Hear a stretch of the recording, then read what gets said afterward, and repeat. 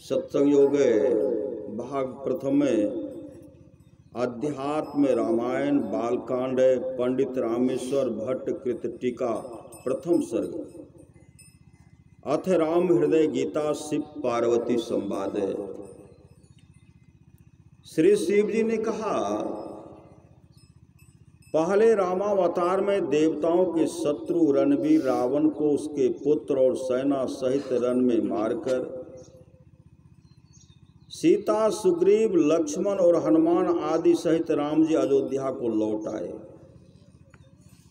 और वहां करोड़ों सूर्य के समान कांतिमान रामचंद्र जी सिंहासन पर विराजमान हुए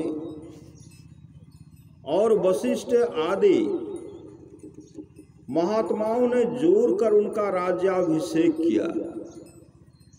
और वशिष्ठ आदि महात्माओं ने जोर कर उनका राज्याभिषेक किया। उस समय मुख्य कार्य करने वाले इच्छा रहित ज्ञान की जिनको चाहना है ऐसे बड़े बुद्धिमान हनुमान जी को हाथ जोड़े सामने खड़ा देखकर राम जी सीता जी से बोले कि हे जानकी, तुम हनुमान को तत्व ज्ञान का उपदेश करो, क्योंकि यह पाप रहित ज्ञान के पात्र और हमारी तुम्हारी भक्ति में सदा तत्पर है। श्री जानकी जी ने कहा, बहुत अच्छा। और संसार को विशेष कर मोहने वाली सीता जी ने भक्त हनुमान से राम जी के निश्चित स्वरूप का वर्णन करना आरंभ किया। सीता जी बोली कि हे हनुमान,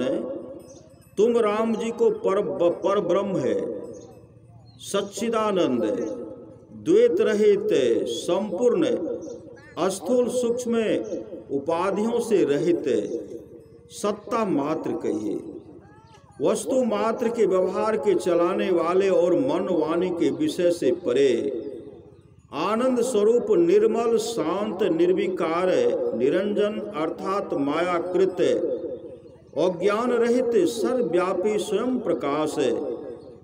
पाप रहित परमात्मा जानो। और हे हनुमान, मुझे उत्पन्न, पालन और नाश करने वाली मूल प्रकृति जानो। उन राम जी के समीप मात्र होने से मैं आलस रहित होकर इस संसार को रचती हूँ और उस परमात्मा के समीप मात्र होने से मेरे रचे हुए जगत को अज्ञानी लोग उस परमात्मा में आरोपण करते हैं। उसी परमात्मा का जन्म अयोध्या नगरी में अत्यंत निर्बल वंश में होना, उसी परमात्मा का जन्म अयोध्या नगरी में अत्यंत निर्बल वंश में होना, विश्वामित्र की सहायता करना, उनके यज्ञ की रक्षा करना, अहिल्या का शाप दूर करना, शिव जी का धनुष भंग करना, फिर मेरे साथ विवाह करना, परशुराम जी का गर्भ तोड़ना, फिर अयोध्या में मेरे साथ 12 वर्ष रहना, फिर दंडकारण्य में जाना, विराट का मारना, माया रूपी मारीच का वध करना और माया की सीता का हरण होना,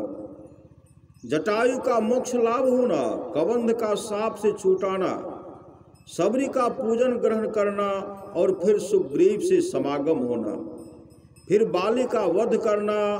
सीता को ढूंढवाना, समुद्र पर पुल बंधवाना, फिर लंका पर चढ़ाई करना, फिर युद्ध में दुष्ट रावण को पुत्र सहित मारना, विभीषण को राज देना, फिर पुष्पक विमान में बैठकर मेरे साथ अयोध्या को आना, फिर राम जी का राज गद्दी पर बैठना इत्यादि सब कर्म मेरे किए हैं। उनको अज्ञानी जन इन निर्विकार परमात्मा राम जी में आरोपण करते हैं। वास्तव में राम जी न चलते हैं, न बैठते हैं, न शोक करते हैं, न कुछ चाहते हैं, न कुछ त्यागते हैं और न कुछ कहते हैं। वे तो आनंद की मूर्ति, अचल और परिणाम रहित अर्थात एक रस हैं। केवल माया के गुणों के कारण कर्म में प्रवृत्त देखते हैं। श्री सद्गुरु महाराज की जय।